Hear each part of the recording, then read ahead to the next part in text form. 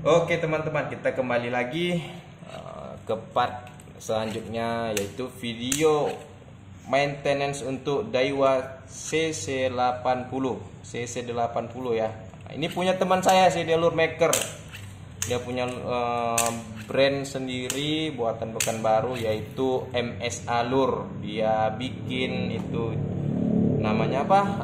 Geol lah kita bilang, sama Dizzy atau Bubble Frog yang mirip sama Jaws. Kita akan membongkar reel ini dan kita akan grease ulang. Ini grease dari dia ya. Saya nggak bermaksud untuk mengiklankan, tapi ya kita akan sebisa mungkin untuk masing-masing belajar lah bagaimana menggrease ulang ini. Yang bahan-bahannya ada semua di toko online atau di toko-toko pancing terdekat. Kita gunakan grease-nya ini ya, namanya kita nggak bisa sensor, jadi kita tutup aja.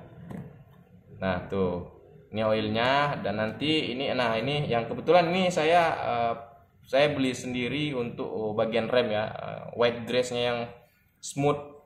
Bisa juga untuk gear, kalau untuk BFS, reel BFS bisa juga untuk main gear atau pinion gear, ini cocok juga. Dan disarankan untuk brake carbon drag washernya. Ini teman saya yang minta servis ini.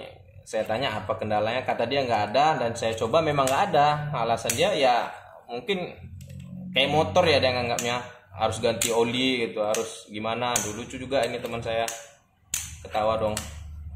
Tuh, dia nganggap ini kayak motor, kalau udah setahun tuh harus ganti oli gitu. Karena nggak ada masalah apa-apa tuh, nggak ada problem apa-apa. Kita coba bongkar dulu dari handle-nya. Usahakan secepat mungkin untuk membongkar reel ini ya, karena biar teman-teman bisa lihat bagian-bagiannya gimana sih isi jeroannya. Nah, maafkan tangan saya yang sedikit kalem karena ini partnya mini kecil. Tuh nutnya, screw-nya tuh kan kecil, jadi saya usahakan sebisa mungkin cepat agar teman-teman bisa menyaksikan sama-sama.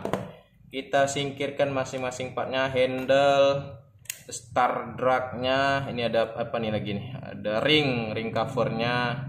Setelah itu start drag-nya agak keras ya, karena ini perdana saya bongkar reel yang ini. Dimana masalahnya saya coba selesaikan dulu ya. Apakah ada baut lagi atau skrup lagi? Oh, ada pin lagi ya. Oh, ternyata ada debu di sini teman-teman. Tuh, wajar aja dia minta grease ulang karena alasan mungkin ini udah ya kayak motor ya, udah berkarat atau udah mulai kotor, jadi berdaki lah kita bilang. Ternyata belum bisa. Oke, kita langsung buka screw di bodinya aja dulu. Kita belum tahu nih sistemnya melepasnya gimana, karena kemarin saya ngelepasin beberapa reel, bagian itu kayaknya kalau udah dilepas nutnya langsung dicopot aja. Kita coba dulu lepas screwnya, nanti saya edit biar cepat videonya. Ada suara yang gitu. Buat teman-teman yang Pekanbaru, yang ada di Pekanbaru ingin coba lurnya teman saya MSA Lure, itu bisa didapatkan di toko online yang ada di Pekanbaru, atau datangi langsung counter terdekat. Actionnya bagus, finishingnya bagus, hooknya tajam.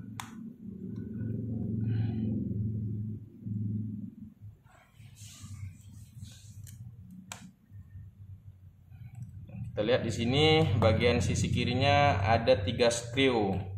Kita bongkar dulu tension knob-nya supaya kita tahu prosesnya itu. Untuk mukanya itu berbeda-beda dari reel lainnya. Ada beberapa reel yang didesain untuk mudah di maintenance, ada beberapa reel yang memang sulit karena dia mengejar. Nah, di sini ada screw lagi, mengejar untuk kerapatan bagian bodi setiap sisinya agar tidak kemasukan air. Jadi ketika dibongkar kita mengalami kesulitan. Itu ada beberapa desain reel yang seperti itu. Pertanyaannya, kita main game untuk memancing ini sekarang, saat ini kan angler tuh ada banyak ya. Angler itu ada banyak. Ada yang main pelampung, ada yang main dasaran. Nah, ternyata cukup diputar teman-teman. Cukup diputar hingga keluar. Ternyata begitu cara bukanya.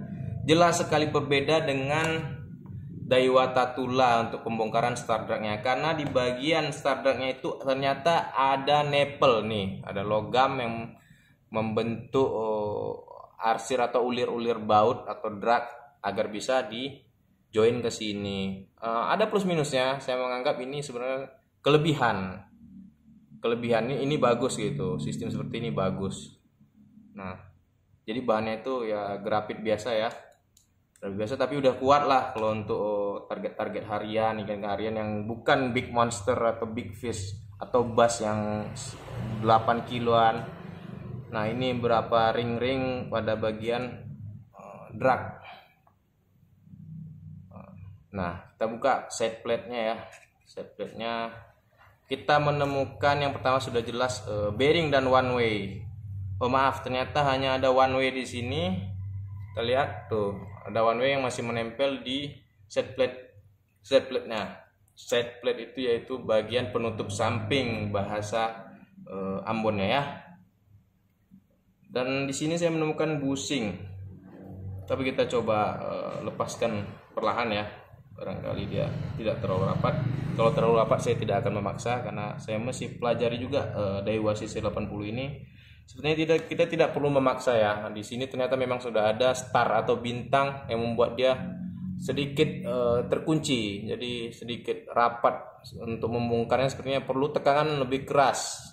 Saya masih khawatir membongkar bagian ini. Saya bersihkan saja, nanti kita lanjut ke bagian berikutnya, yaitu nut collarnya atau apa sih nama ini ya, saya nyebutnya apa ya, besi one way lah. Langsung aja besi one way nya kita lepas, dan kita temukan di sini main gearnya tuh.